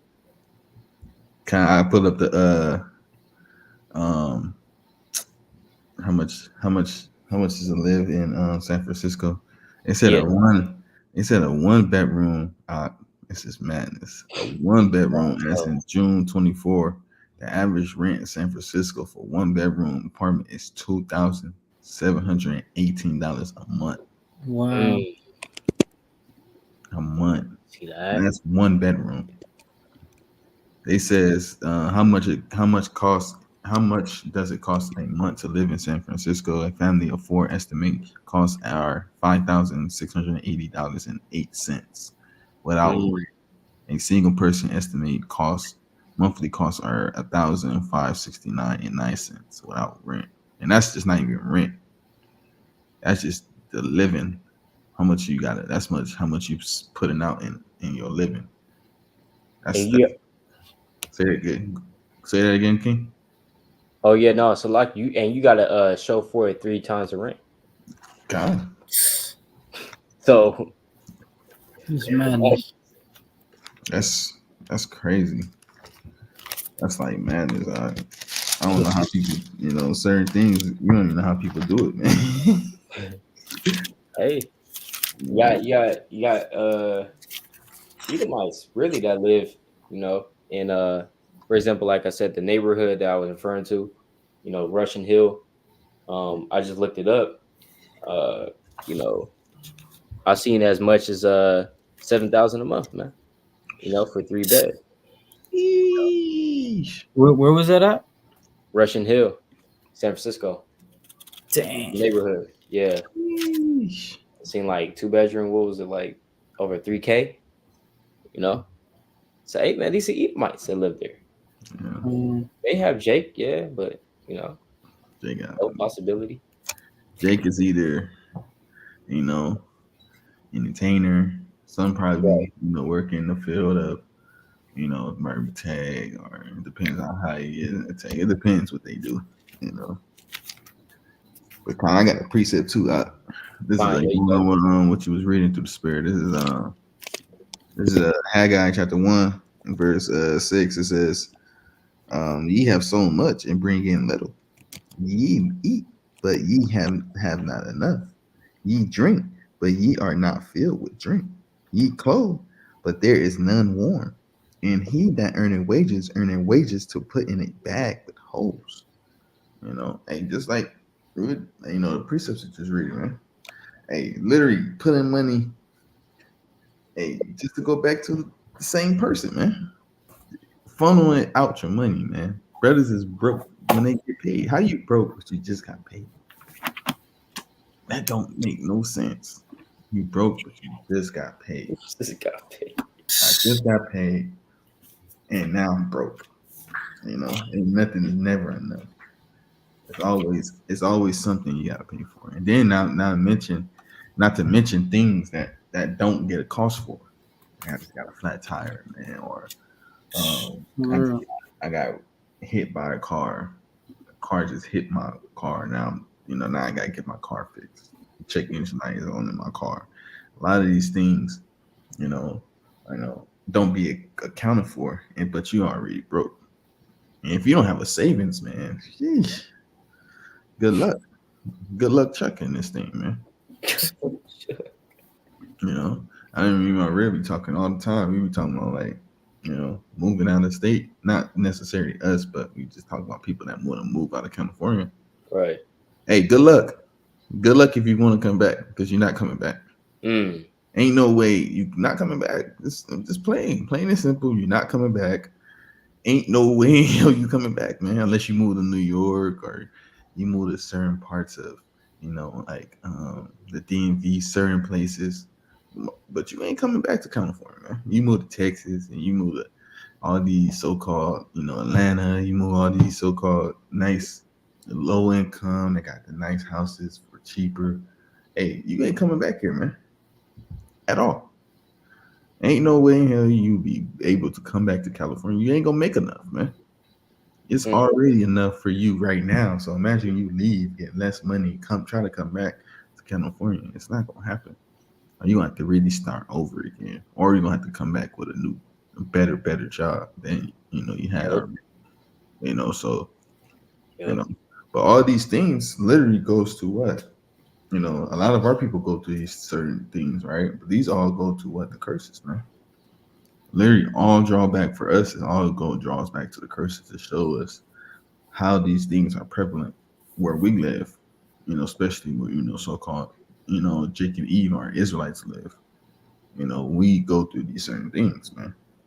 You know, more prominent than others. You know, yeah, man. Wages to put in a bag with hoes. That's crazy. You know, Con. Con, yeah, hey, I pull up Limitations real quick. Limitations chapter 5. Yep. 5 verse 1. Right. So this chapter, it's a very, very beautiful chapter because this a prayer right here. Right. And this is Jeremiah praying through the spirit, right? Because Jeremiah knows what's going on. Right. Jeremiah is one of the elect. Man. It says this is Jeremiah, I mean Slack, this is Lamentations chapter 5 verse 1. It says, "Remember, O Lord, what has come upon us, consider and behold our approach." It says, "Our inheritance is turned to strangers, our houses to aliens."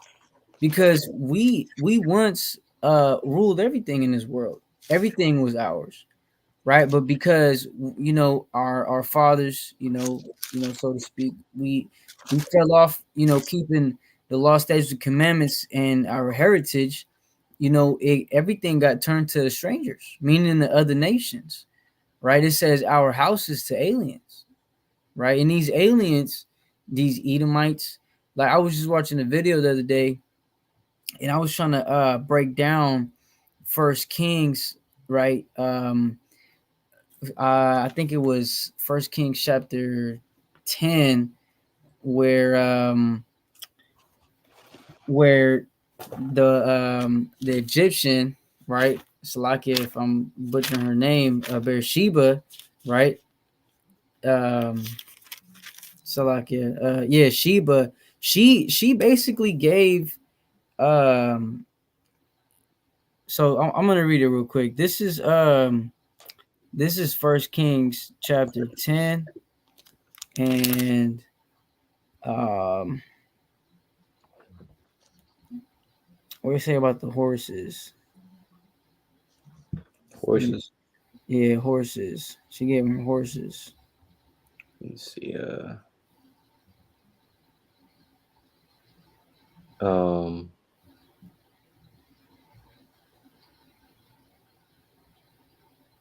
Trees. Oh yeah. 25. Right?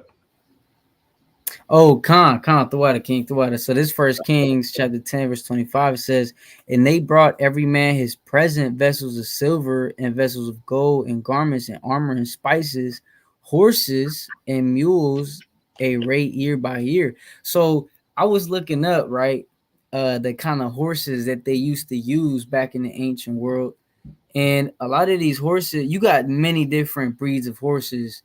And one of the horses that I was looking at, it was meant for war, right? War horses. So you had a lot of different, what do you call them? A lot of different things that that she was giving him. But when I was trying to break that down, um, I was understanding that when you look up at these different places like farms, right, in different places of the world, you see a lot of these farmers with hella land, right? I'm talking acres on top of acres of land with horses, right? With sheep, cows, right? Cattle. And to understand that that land used to be ours, but now we're living in a 800 square foot two bedroom apartment with six people in the house, one bathroom, right? You ain't even got a damn microwave in the kitchen, man. Damn. You may have a toaster, right? It's like, yeah, hey, our houses to aliens, man, literally.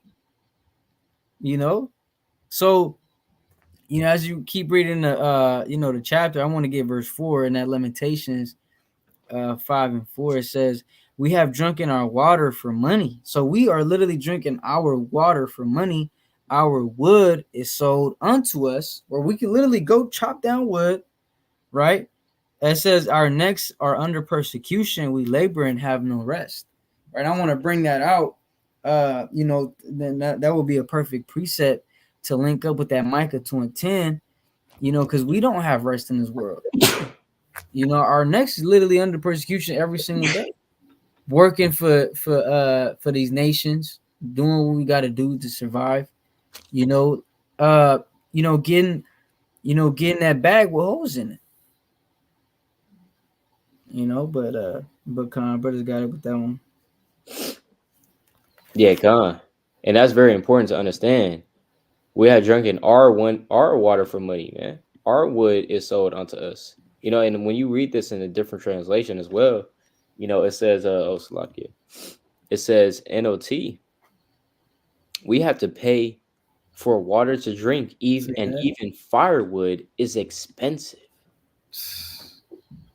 right? Watch this. There's also code translation on this one too. Watch, right? I remember reading this. I don't know if it's on here though. You may have to get it in the Bible Hub. Hold on. So Bible Hub, right? Let's see here. 5 and 4.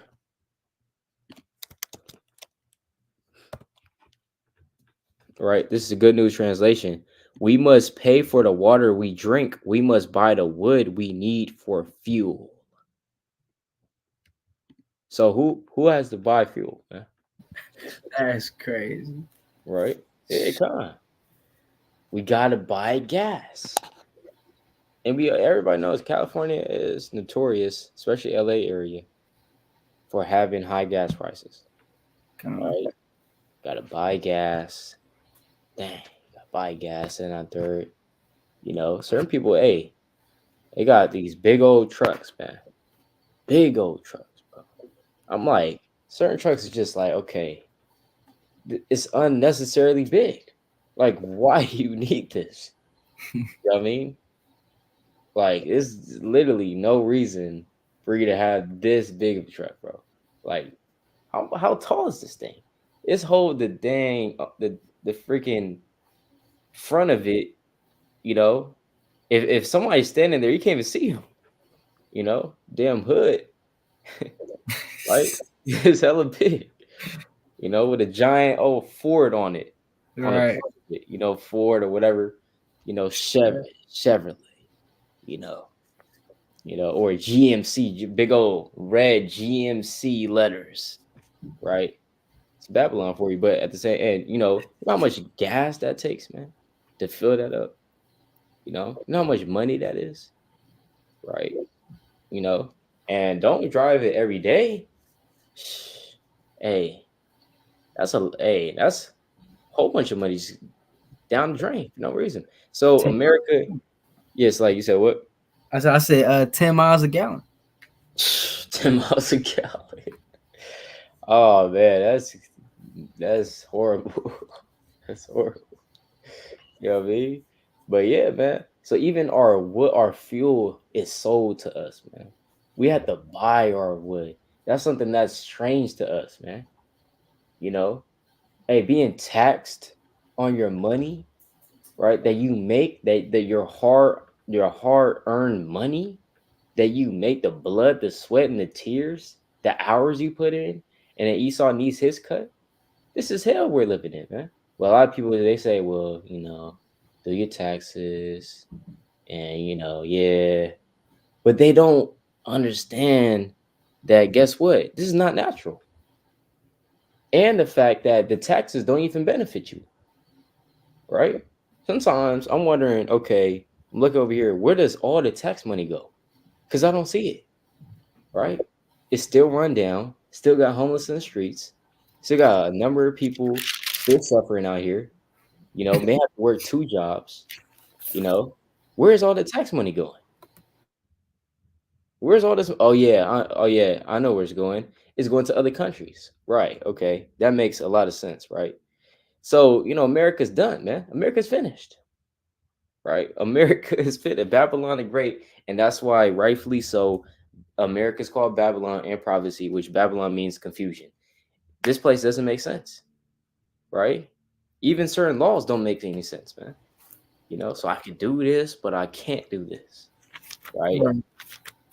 I could this freedom of speech, but if I say something about Amalek, then I'm canceled, right? It's doesn't make any sense. It's confusion, right? But yeah, I'm gonna get a quick precept on that, Salaki. Right? And I got one after. If Cyrac want to get, I got one after Cyrac. Huh? Yeah, I'm gonna get this precept real quick, right? This is the book of Revelation, right? Chapter 18, right? In verse number 5. It's like it says, for her sins have reached unto heaven, and God have remembered her iniquities. Right? Reward her even as she rewarded you, and double unto her a double according to her works, and a cup which you have filled to her double. Right? And that's what the Most High is gonna do. Now, one more quick one on that is Isaiah 25. Actually, I wanted Isaiah 28, actually. Right? This book of Isaiah, chapter 28, right? It's Isaiah 28. Oh, Slacky, it's Isaiah, let me see here, 29. No, I know it's right here, though. Oh, yeah, 27. It's 27. It's, right. Hold on. Hold on real quick. I just seen it. 20. It says 28, right? I pulled that.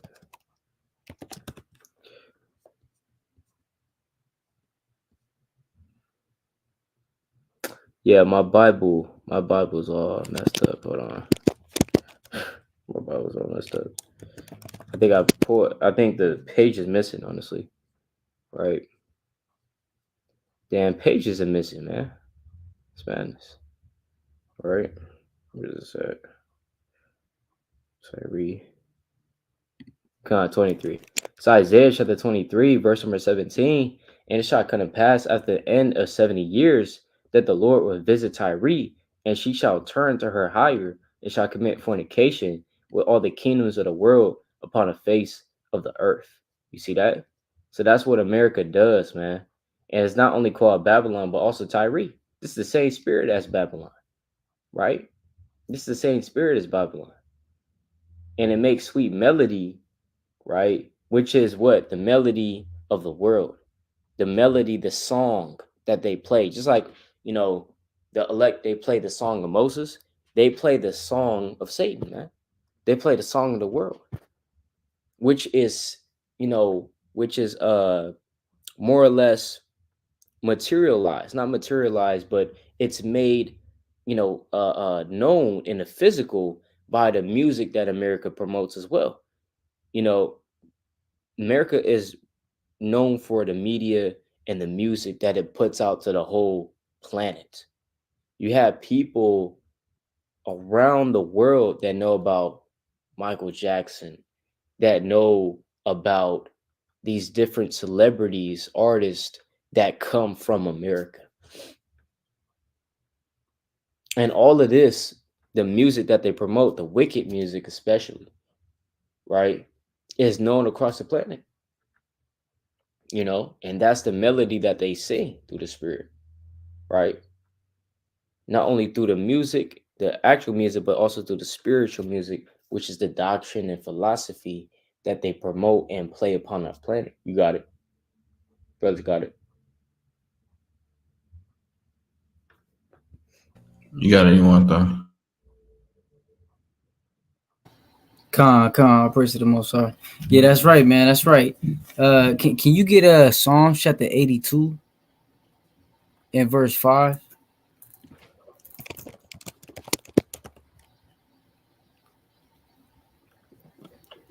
Right. So it says this Psalms 82 and 5. It says, "They know not, neither will they understand.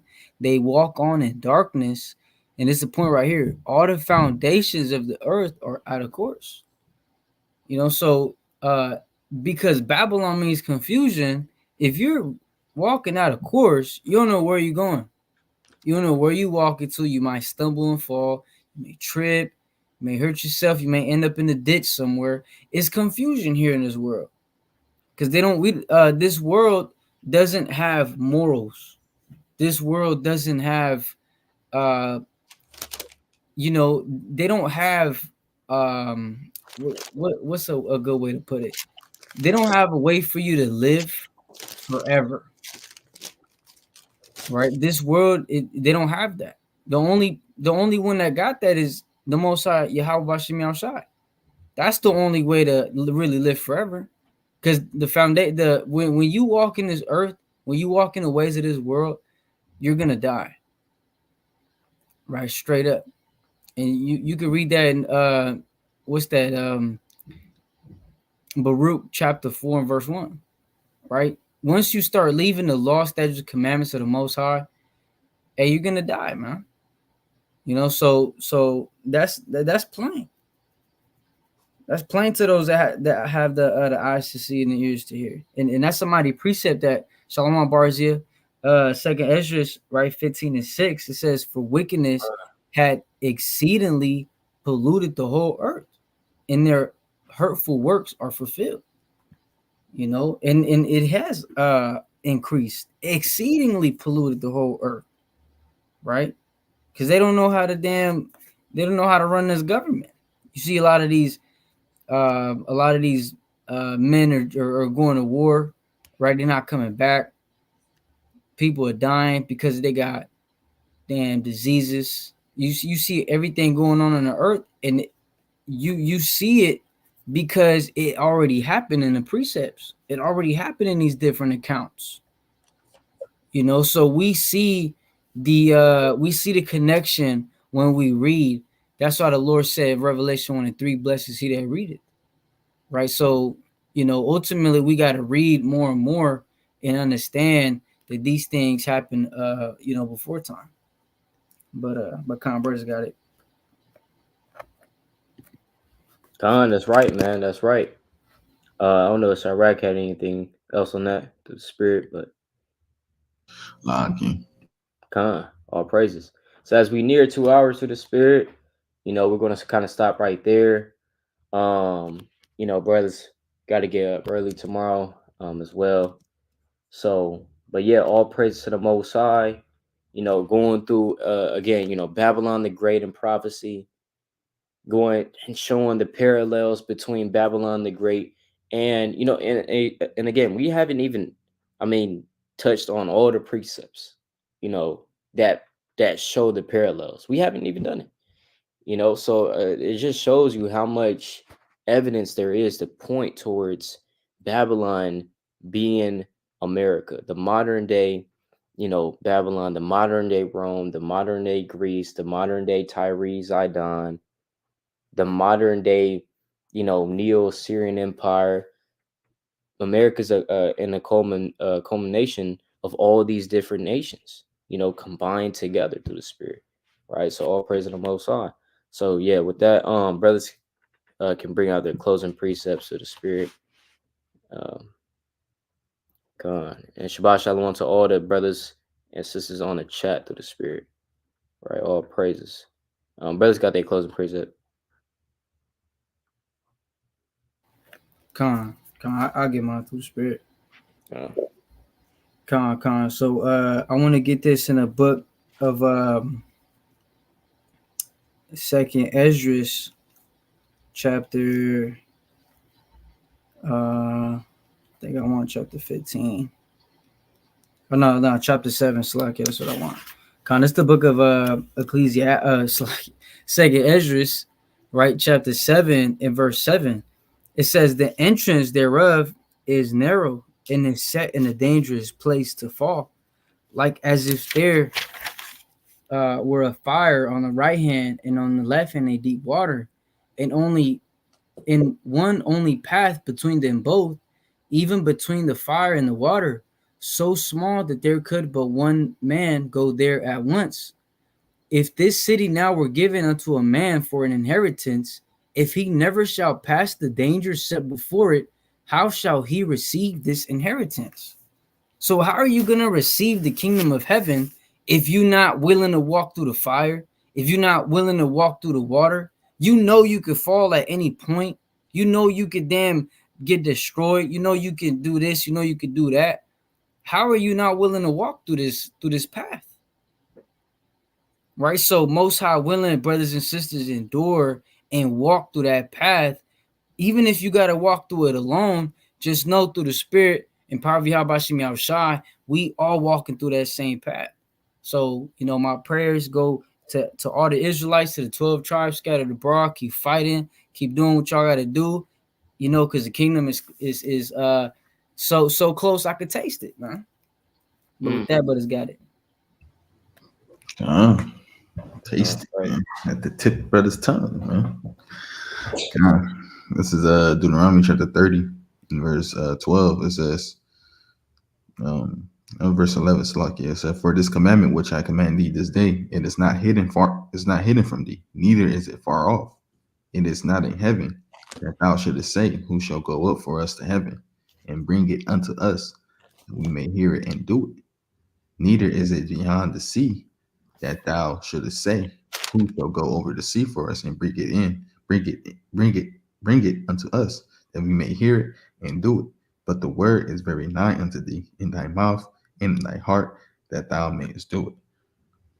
Hey, so with the spirit, man. Hey, all these things, man, the layers that the brothers was going to, and all these things are here for us to learn. The law, statutes, commandments, a understanding the deep things, understand the minor things. All this is here. It's not far from us, man. All we gotta do is crack open the book and let the Lord sup with us, keep the law, statutes, commandments, and all these things will be shown unto us through the Spirit, right? Hey, all these things that brothers was pulling back with the layers, hey, with dealing with Babylon, hey, it's like the brother says, only the tip of the iceberg, man. Brothers didn't pull up the pictures, brothers didn't pull up the symbolism of a lot of different things, right? These things are not far from us. Wisdom, knowledge, and understanding is not far from us. It's very near unto us, especially in our spirits. If you're an Israelite, this spirit, this knowledge and wisdom, understanding is not far from you. It's here for the taking if you want it. But with that, when y'all praise in the Most High, Shalom. Khan. That's right. That's right. I'm gonna bring this precept out. Isaiah chapter 24, right, verse number 9. They shall not drink wine with a song. Strong drink shall be bitter to them that drink it. Right. The city of confusion is broken down.